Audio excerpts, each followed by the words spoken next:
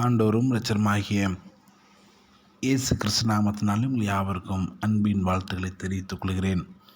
கர்த்தர் இந்த நாளையும் நமக்கு ஆசீர்வதித்து வளர்த்துவாராக. இன்றைய நாளில் சிந்தனைக்கென்று எடுத்துக்கொள்ளப்பட்ட வேத பகுதி சங்கீதம் புஸ்தகம் 23ஆம் அதிகாரம் 1ஆம் வசனம். சங்கீதம் 23ஆம் அதிகாரம் 1ஆம் வசனம். கர்த்தர் என் மேய்ப்பராயிருக்கிறார், நான் தாழ்ச்சியடையேன். கர்த்தர் என் மேய்ப்பராய் இருக்கிறார், நான் தாழ்ச்சியடையேன் என்று சொல்லி இங்கே சங்கீதக்காரனுடைய தாவீதின் சங்கீதமாய் இங்கே சொல்லப்பட்டிருக்கிறது. பொதுவாகவே சிறு பிள்ளைகள் முதற்கொண்டு எல்லாருக்கும் நாம் கற்றுக் கொடுக்கின்ற வார்த்தை கர்த்தர் என் மேய்ப்பராய் இருக்கிறார் என்று சொல்லி நாம் சொல்வது உண்டு.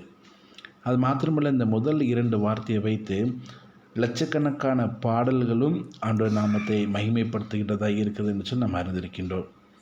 இங்கே தாவீது தன்னுடைய வாழ்க்கையிலே சொல்லுகின்றார், கர்த்தர் என்னுடைய வாழ்க்கையிலே மேய்ப்பராய் இருக்கிறார் என்று சொல்லி.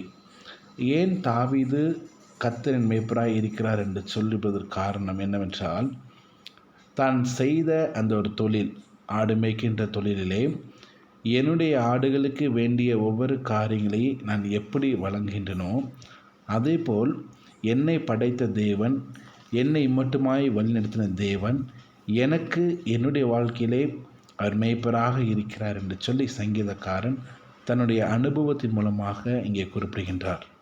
கர்த்தர் என் மேய்ப்பராக இருக்கிறார் என்று சொல்லி அந்த ஆடுகள் அந்த மேய்ப்பனை நம்பி சரியான நேரத்திற்கு என்னுடைய மேய்ப்பன் எனக்கு அந்த இரையை தருவார், அந்த இறை உணவு இருக்கின்ற இடத்திலே என்னை கொண்டு போய் விடுவார், சரியான நேரத்திற்கு அந்த தண்ணீரை தருவார் என்று சொல்லி ஒரு பாதுகாப்பை தருவார் என்று சொல்லி இந்த ஆடுகள் நம்பினது. அந்த ஆடுகளுக்கு ஏற்றவாறு இந்த மேய்ப்பனோ ஆகிய தாவீது இருந்து வழிநடத்திருக்கிறார் என்று சொல்லி நாம் பார்க்கின்றோம்.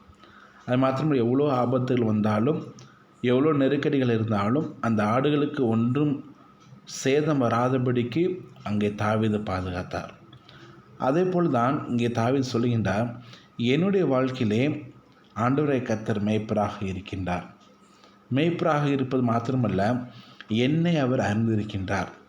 நான் எப்படி எனக்கு கீழாக இருக்கின்ற ஆடுகளை நான் அறிந்திருக்கின்றேனோ, அதேபோல் என கர்த்தர் என்னை அறிந்திருக்கிறார் என்று சொல்லி அங்கே சொல்லுகின்றார்.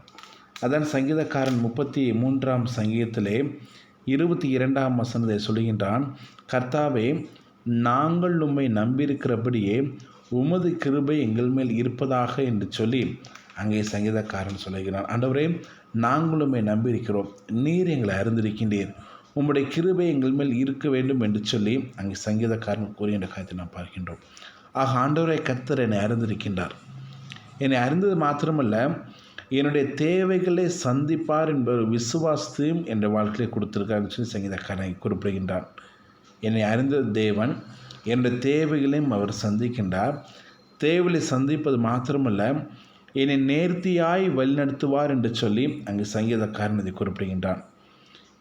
என்னை அறிந்திருக்கின்றார், என் தேவைகளை சந்திப்பார், என்னை அற்புதமாய் நடத்துவார். தேவனை கர்த்தர் வழிநடத்துவார் என்பது ஒரு சாதாரணமான ஒரு காரியம் அல்ல. ஒரு வாழ்க்கையிலே நாம் எப்படி நடக்க வேண்டும், நாம் நடக்கின்ற பாதைகள் எப்படிப்பட்ட பாதைகளாக இருக்குது, எல்லாவற்றையும் அறிந்த தேவன் நேர்த்தியாய் ஒவ்வொரு காரியங்களும் சந்தித்து நம்மளை அற்புதமாய் நாம் விழுந்து விடாதபடிக்கு, நாம் நிர்மூலமாய் போய் விடாதபடிக்கு அவருடைய கிருபையினாலும் இரக்கத்தினாலும் நம்மளை அற்புதமாக நடக்கத்தை நடத்துகின்றார்.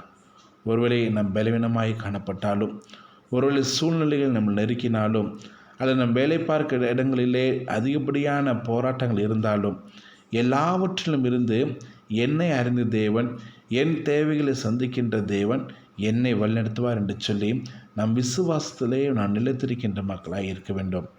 அந்த யோசனை பெரிய தேவனாய் ஆண்டவர் நம்முடைய வாழ்க்கையிலே, என்னுடைய வாழ்க்கையிலே, என் குடும்பத்திலே, என் பிள்ளைகளுடைய வாழ்க்கையிலே அவர் மேய்ப்பராக இருக்கிறார்.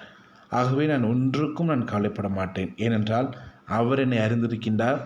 அறிந்த தேவன் தேவலை சந்தித்து கொண்டிருக்கின்றார். சந்திக்கின்ற தேவன் என்னை வழிநடத்துவார், இன்னும் அவர் என்னை அற்புதமாய் நடத்துவார் என்று சொல்லி நம் விசுவாசத்திலே நிலைத்திருக்கின்ற மக்களை நாம் காணப்படுவோம். அப்படிப்பட்ட ஒரு சிந்தனைக்குள்ளாக இந்த நாளை நாம் அர்ப்பணிப்போம். கர்த்தர் நிச்சயமாய் நம் ஒவ்வொருடைய வாழ்க்கையிலும் அவர் அறிந்த தேவன், நம் தேவையில் சந்திக்கின்ற தேவன் நம்மளை அற்புதமாய் நடத்துவார். இந்த நாளிலும் அப்படிப்பட்ட இறைவனின் வார்த்தைக்குள்ளாக நம்மை அர்ப்பணிப்போம். கர்த்தர் நம்மளை ஆசீர்வதித்து வாழ்த்துவாராக. ஆமென்.